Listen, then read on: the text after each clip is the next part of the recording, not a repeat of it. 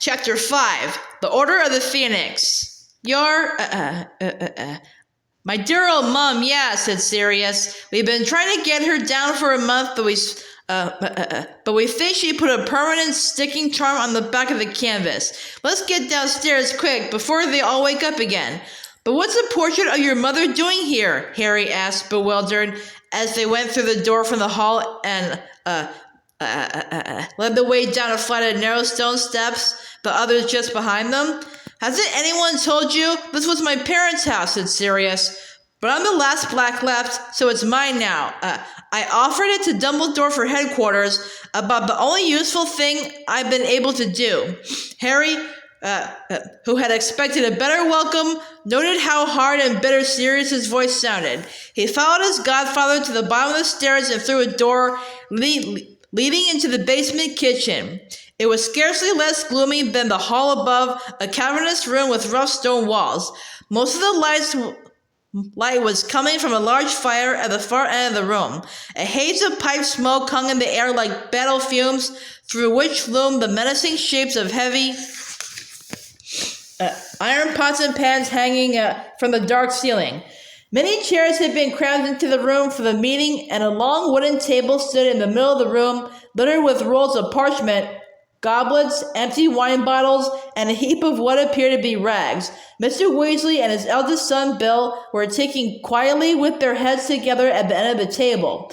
Mrs. Weasley cleared her throat. Her husband, a thin, balding, red-haired man who wore horn-rimmed glasses, looked around and jumped to his feet. "Harry!" Mr. Weasley said, hurrying forward to greet him and shaking his hand vigorously. "Good to see you." Over his shoulder, Harry saw Bill, who still wore his long hair in a ponytail, hastily rolling up the lengths of parchment left on the table. "Journey all right, Harry?" Bill called, trying to gather up 12 scrolls at once. "Mad Eye didn't make you come via Greenland. Greenland, then?" "He tried," said Tonks, striding over to help Bill and immediately standing a candle toppling onto the last piece of parchment. "Oh no, sorry." "Here, dear," said Mrs. Weasley, sounding exasperated, and she repaired the parchment with a wave of her wand. In the flash of light caused by Mrs. Weasley's charm, Harry caught a glimpse of what looked like the plan of a building. Mr. Weasley had seen him looking. She snatched the plan off the table and stuffed it into Bill's heavily laden arms. "This sort of thing ought to be cleared away promptly at the end of meeting," she snapped, before sweeping off toward an ancient dresser from which she started unloading dinner plates. Bill took out his wand, muttered,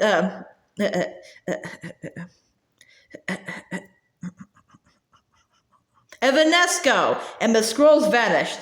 "Sit down, Harry," said Sirius. "You've been Mundungus, haven't you?"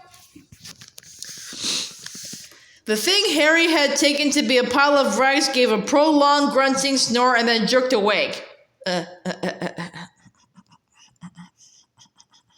"Someone say my name?" Mundungus mumbled sleepily. I agree with Sirius." He raised a very grubby hand in the air as though voting, his droopy bloodshot eyes unfocused. Ginny giggled. "The meeting's over, Dung," said Sirius. As they all sat down around him at the table. "Harry's arrived." Said Mundungus, peering balefully at Harry through his matted ginger hair. "Blimey, so he has. Yeah, you all right, Harry?" "Yeah," said Harry. Mundungus fumbled nervously in his pockets, still staring at Harry, and pulled out a grimy black pipe. He stuck it in his mouth, ignited the end of it with his wand, and took a deep pull on it. Great billowing clouds of greenish smoke obscured him in seconds. "Owe you a apology," grunted a voice from the middle of the smelly cloud. "For the last time, Mundungus," called Mrs. Weasley, "will you please not smoke that thing in the kitchen, especially not when we're about to eat?" "Ah," said Mundungus. "Right. Sorry, Molly." The cloud of smoke vanished as Mundungus stowed his pipe back in his pocket, but an acrid smell of burning socks lingered. "And if you want dinner before midnight, I'll need a hand," Mrs. Weasley said to the room at large. "No, you can't stay... you can stay where you are, Harry, dear. You've had a long journey." "What can I do, Molly?" said Tonks enthusiastically, bounding forward. Mrs. Weasley hesitated, looking apprehensive. No, it's all right, Tonks. You have a rest too. You've done enough today. No, I want to help, said Tonks brightly, knocking over a chair as she hurried toward the dresser from which Ginny was collecting cutlery. Soon, a series of heavy knives were chopping meat and vegetables of their own accord, supervised by Mr. Weasley, while Mrs. Weasley stirred a cauldron dangling over the fire, and the others took out plates, more goblets, and food from the pantry. Harry was left at the table with Sirius and Mundungus, who was still blinking mournfully at him. "Seen old Figgy since?" he asked. "No," said Harry. "I haven't seen anyone." "See, I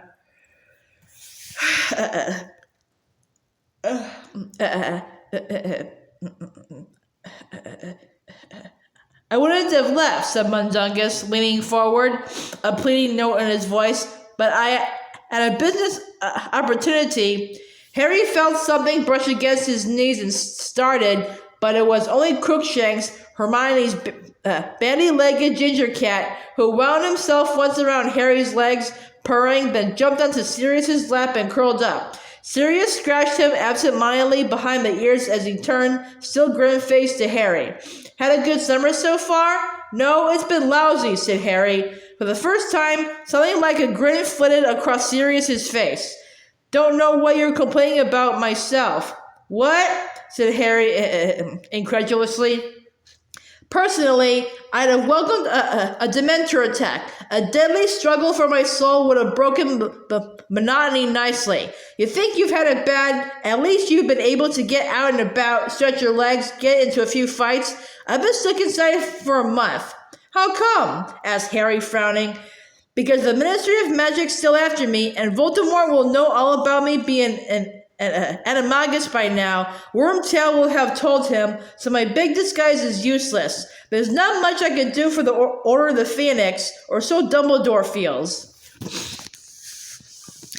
There was something about the slightly flattened tone of voice in which Sirius uttered Dumbledore's name that told Harry that Sirius was not very happy with the headmaster either. Harry felt a sudden upsurge of affection for his godfather. "At least you've known what's been going on," he said brazenly. "Oh yeah," said Sirius sarcastically. "Listening to Snape's reports, having to take all his snide hints that he's out there risking his life while I'm sat on my backside here having a nice comfortable time. Asking me how the cleaning's going." "What cleaning?" asked Harry. "Trying to make this place fit for human habitation," said Sirius, waving a hand across the dismal kitchen. "No one's lived here for 10 years, not since my dear mother died, unless you count her old house elf. And he's gone round the twist, hasn't cleaned anything in ages." "Sirius," said Mundungus, who did not appear to have paid any attention to this conversation, but had been closely examining an empty goblet. This solid silver, mate?" "Yes," said Sirius, surveying it with distaste. "Finest 15th century goblin wrought silver, embossed with a black family crest." "That'd come off, though," muttered Mundungus, polishing it with his cuff. "Fred, George, no, just carry them," Mrs. Weasley shrieked. Harry, Sirius, and Mundungus looked around and, a split second later, dived away from the table. Fred and George had bewitched a large cauldron of stew, an iron flagon of butterbeer, and a heavy wooden breadboard, complete with knife, to hurtle through the air toward them. The stew skidded the length of the table and came to a halt just before the end, leaving a long black burn on the wooden surface. The flagon of butterbeer fell with a crash, spilling its contents everywhere, and the bread knife slipped off the board and landed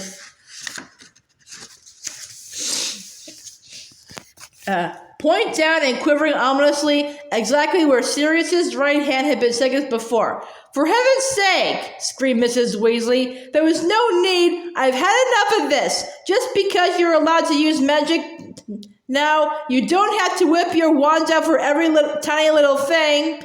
"We were just trying to save a bit of time," said Fred, hurrying forward and wrenching the bread knife out of the table. "Sorry, Sirius, mate. Didn't mean to." Harry and Sirius were both laughing. Mundungus, who had tumbled backward off his chair, was swearing as he got to his feet. Crookshanks had given an angry hiss and shot off under the dresser, from whence his large yellow eyes glowed in the darkness. Boys, Mrs. Weasley said, Mr. Weasley said, lifting the stew back into the middle of the table. Your mother's right. You're supposed to show a sense of responsibility now you've come of age. None of your brothers caused this sort of trouble, Mrs. Weasley raged at the twins, slamming a fresh flagon of butterbeer onto the table and spilling almost as much again. Bill didn't feel the need to apparate every few feet. Charlie didn't charm everything he met. Percy... She stopped dead, catching her breath with a frightened look at her husband, whose expression was suddenly wooden. Let's eat, said Bill quickly. It looks wonderful, Molly, said Lupin, ladling a stew onto a plate for her and handing it across the table. For a few minutes, there was silence, but for the chink of plates and cutlery and the scraping of chairs as everyone settled down to their food. But Mrs. Weasley turned serious and said, I've been meaning to tell you, there's something trapped in that writing desk in the drawing room. It keeps rattling and shaking. Of course, it could just be a Boggart. But I thought we ought to ask Alistair to have a look at it before we let it out. Whatever you like, said Sirius indifferently. The curtains in there are full of doxies too, Mrs. Weasley went on. I thought we might try and tackle them tomorrow. I look forward to it, said Sirius. Harry heard the sarcasm in his voice, but he was not sure that anyone else did. Opposite Harry, Tonks was entertaining Hermione and Ginny by transforming her nose between mouthfuls, screwing up her eyes each time with the same pained expression she had worn back in Harry's bedroom. Her nose swelled to a big protuberance like Snape's, shrank to something resembling a button mushroom, and then sprouted a great deal of hair from each nostril. Apparently this was a regular mealtime entertainment because after a while, Hermione and Ginny started requesting their favorite noses. Do that one like a pig's now, Tonks. Tonks obliged, and Harry, looking up, had the fleeting impression that a female Dudley was grinning at him from across the table. Mr. Weasley, Bill, and Lupin were having an intense discussion about goblins. They're not giving anything away yet, said Bill. I still can't work out whether they believe he's back or not. Of course, they might prefer not to take sides at all. Keep out of it. I'm sure they never go over to you-know-who, said Mr. Weasley, shaking his head. They've suffered losses, too. Remember that goblin family he murdered last time, somewhere near Nottingham? I think it depends what they're offered, said Lupin. And I'm not talking about gold. If they're offered freedoms we've been denying them for centuries, they're going to be tempted. Have you still not had any luck with Ragnarok, Bill? He's feeling pretty anti-wizard at the moment, said Bill. He hasn't stopped raging about the bagman business. He reckons the ministry did a cover-up. Those goblins never got their gold from him, you know. A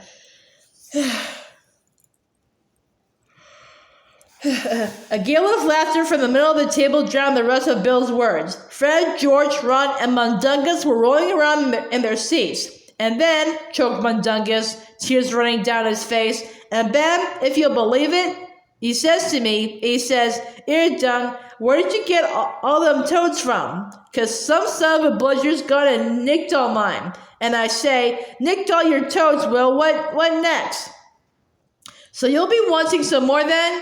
And if you'll believe me, lads, the gormless gargoyle buys all his own toads back off me for twice what he paid in the first place.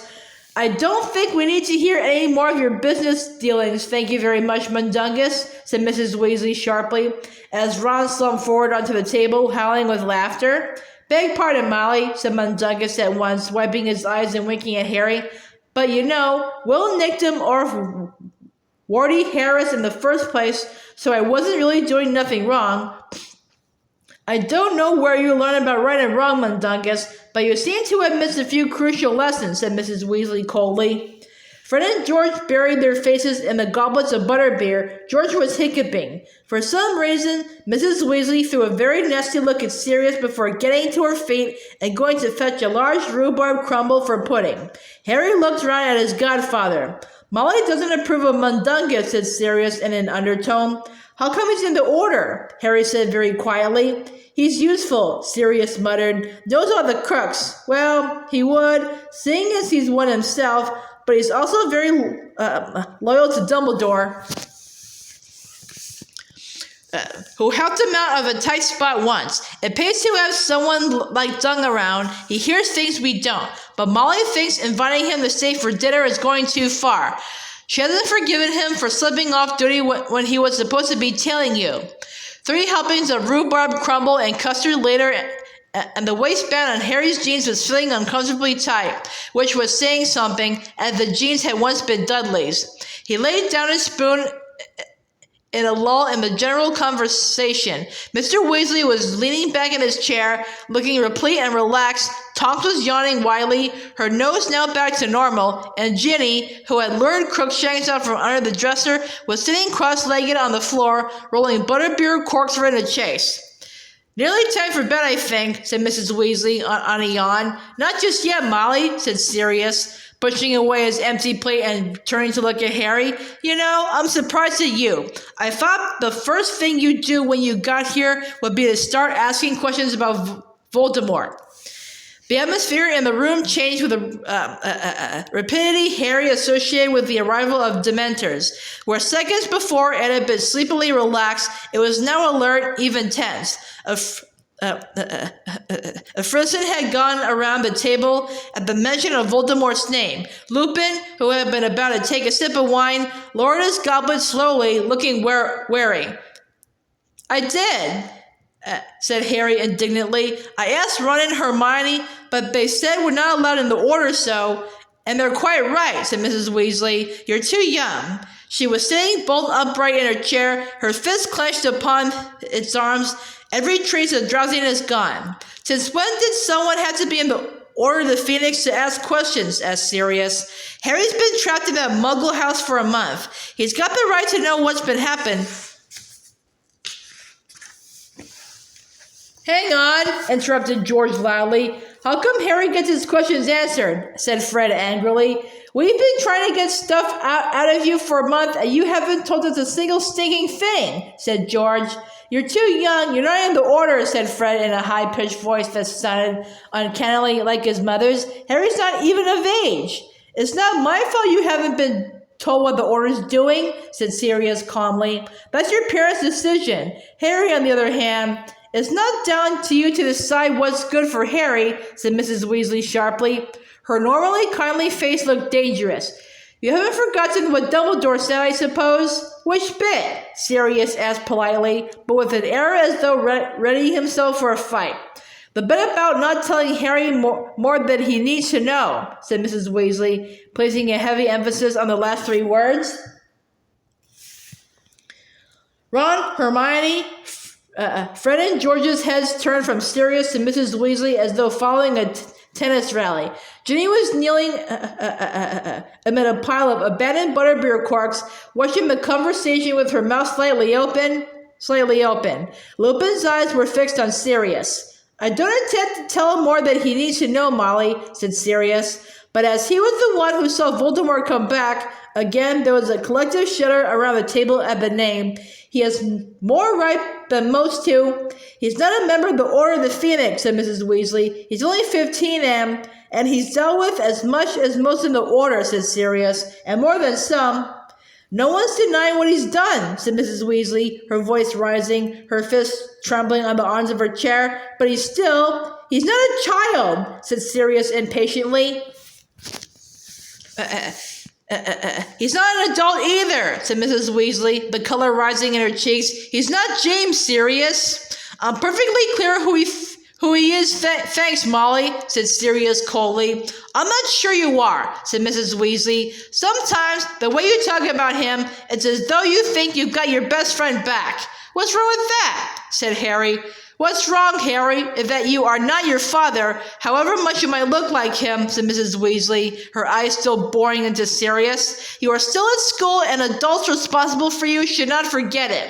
Meaning I'm an irresponsible godfather? Demanded Sirius, his voice rising. Meaning you've been known to act rashly, Sirius, which is why Dumbledore keeps reminding you to stay at home and... We'll leave my instructions from Dumbledore out of this, if you please, said Sirius loudly. Arthur, said Mrs. Weasley, rallying on her husband. Arthur, back me up. Mr. Weasley did not speak at once. He took off his glasses and cleaned them slowly on his robes, not looking at his wife. Only when he had replaced them carefully on his nose did he say, Dumbledore knows the position has changed, Molly. He accepts that Harry will have to be filled into a certain extent now that he is staying at headquarters. Yes, but there's a difference between that and inviting him to ask whatever he likes. Personally, said Lupin quietly, looking away from Sirius at last, as Mrs. Weasley turned quickly to him, hopeful that finally she was about to get an ally, I think it better that Harry gets the facts, not all the facts, Molly, but the general picture, from us, rather than a garbled version from others.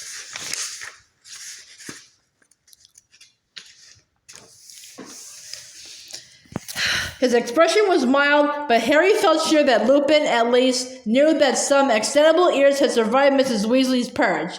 Well, said Mrs. Weasley, breathing deeply and looking around the table for support that did not come. Well, I can see I'm going to be overruled. I'll just say this. Dumbledore must have had his reasons for not wanting Harry to know too much, and speaking as someone who has got Harry's best interests at heart, he's not your son, said Sirius quietly. He's as good as, said Mrs. Weasley fiercely. Who else has he got? He's got me. Yes, said Mrs. Weasley, her lip curling. The thing is, it's been rather difficult for you to look after him while you've been locked up in Azkaban, hasn't it?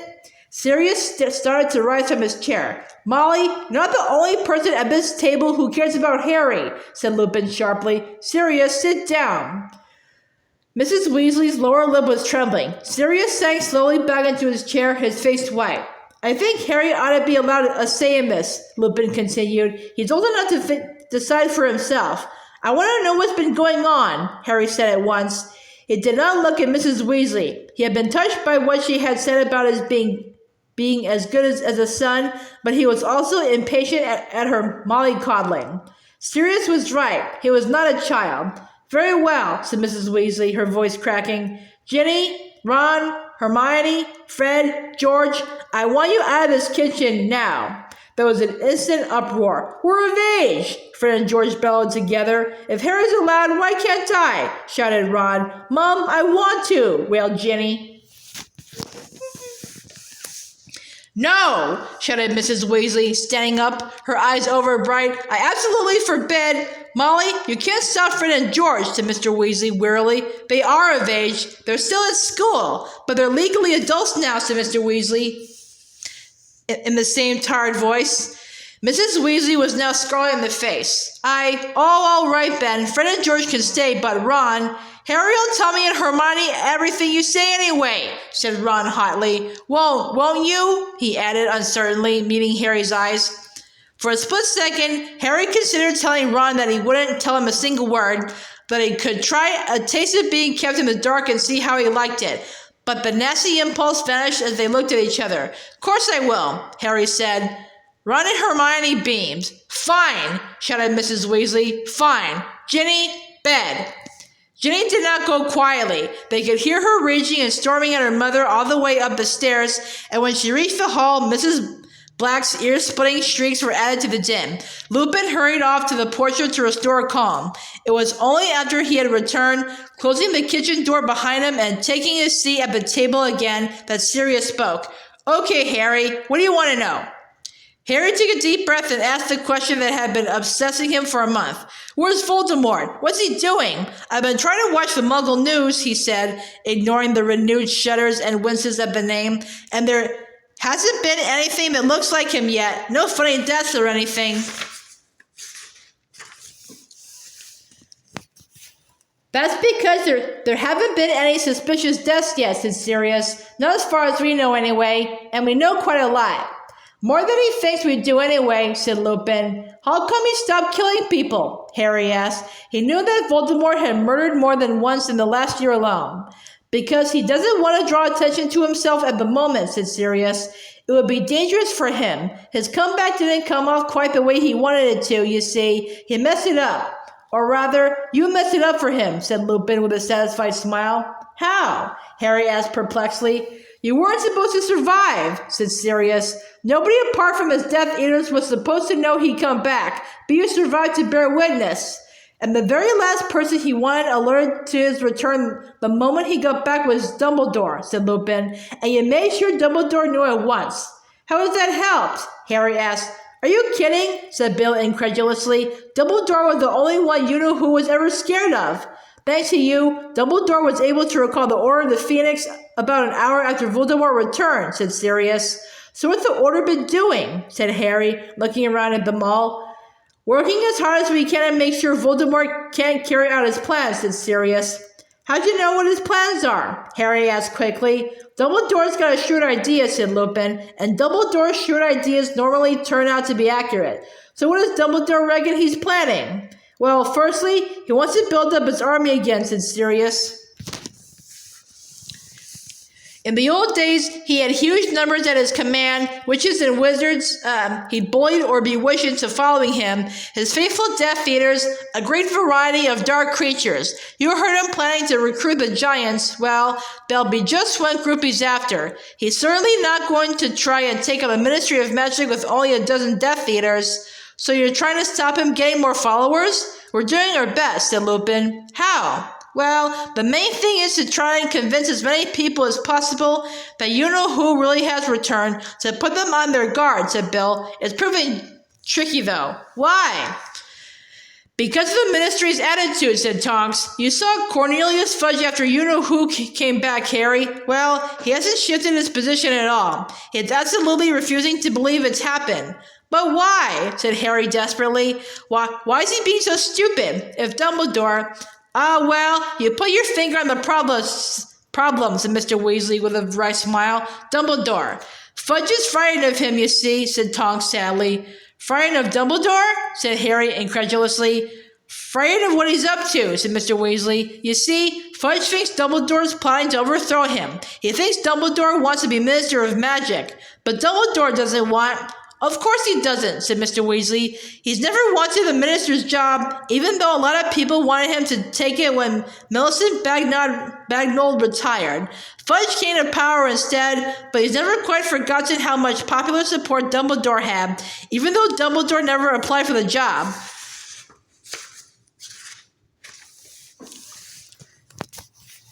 Deep down, Fudge knows Dumbledore's much cleverer than he is, as a much more powerful wizard.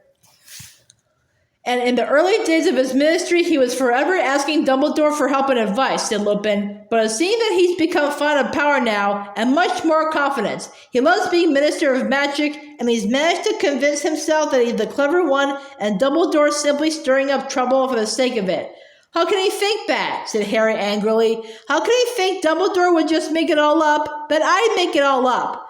Because accepting that Voldemort's back would mean trouble like the Ministry hasn't had to cope with for nearly 14 years, said Sirius bitterly. Fudge just can't bring himself to face it. It's so much more comfortable to convince himself Dumbledore's lying to destabilize him. You see the problem, said Lupin. While the Ministry insists there's nothing to fear from Voldemort, it's hard to convince people he's back, especially as they really don't want to believe in it in the first place. What's more, the Ministry's leaning heavily on the Daily Prophet not to report any of what they're calling Dumbledore's rumor-mongering, so most of the wizarding community are completely unaware anything's happened, and that makes them easy targets for the Death Eaters if they're using the Imperious Curse. But you're telling people, aren't you? Said Harry, looking around at Mr. Weasley, Sirius, Bill, Mundungus, Lupin, and Tonks. You're letting people know he's back? They all smile humorlessly. Well, as everyone thinks I'm a mad mass murderer and the Ministry's put a 10,000 galleon price on my head, I can hardly stroll up the street and start handing out leaflets, can I? Said Sirius restlessly. And I'm not a very popular dinner guest with most of the community, said Lupin. It's an occasional occupational hazard of being a werewolf. Tonks and Arthur would lose their jobs at the Ministry if they started shooting their mouths off, said Sirius. And it's very important for us to have spies inside the Ministry. because you can bet Voldemort will have them. We've managed to convince a couple of people, though, said Mr. Weasley. Tonks here for one. She's too young to have been in the Order of the Phoenix last time, and having auras on our side is a huge advantage. Kingsley Shacklebolt's been a real asset, too. He's in charge of the hunt for Sirius, so he's been feeding the Ministry information that Sirius is in Tibet. But if none of you is putting the news out of Voldemort's back, Harry began. Who said none of us was putting the news out, said Sirius. Why do you think Dumbledore's in such trouble? What do you mean? Harry asked. They're trying to discredit him, said Lupin. Didn't you see the Daily Prophet last week? They reported that he'd been voted out of the chairmanship of the International Confederation of Wizards because he's getting old and losing his grip, but it's not true. He was voted out by Ministry Wizards after he made a speech announcing Voldemort's return. They've demoted him from Chief Warlock of the Wizengamot, that's the Wizard High Court, and they're talking about taking away his Order of Merlin First Class too. But Dumbledore says he doesn't care what they do as long as they don't, take him off the Chocolate Frog card, said Bill, grinning. It's no laughing matter, said Mr. Weasley shortly. If he carries on to find the Ministry like this, he could end up in Azkaban, and the last thing we want is Dumbledore locked up. Well, you know who knows Dumbledore's out there, and wise to what he's up to, he's going to go cautiously for a while. If Dumbledore's out of the way, well, you know who will have a clear field.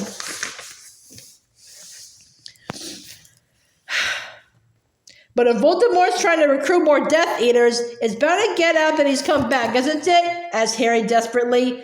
Voldemort doesn't march up to people's houses and bang on their front doors, Harry, said Sirius.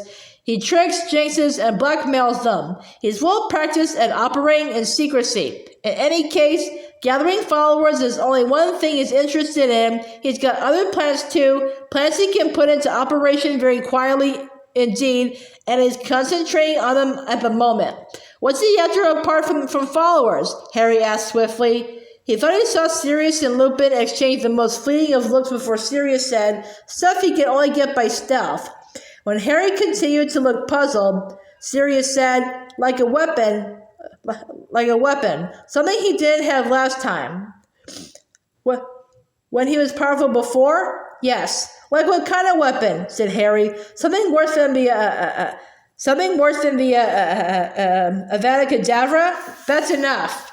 Mrs. Weasley spoke from the shadows behind the door. Harry had not noticed her return from taking Ginny upstairs. Her arms were crossed and she looked furious. I want you in bed now, all of you, she added, looking around at Fred, George, Ron, and Hermione. You can't boss us, Fred began. Watch me, snarled Mrs. Weasley. She was trembling slightly as she looked at Sirius. You've given Harry a plenty of information. Any more and you might just as well induct him into the order straight away. Why not? Said Harry quickly. I'll join. I want to fight. No. It was not Mrs. Weasley who spoke this time, but Lupin.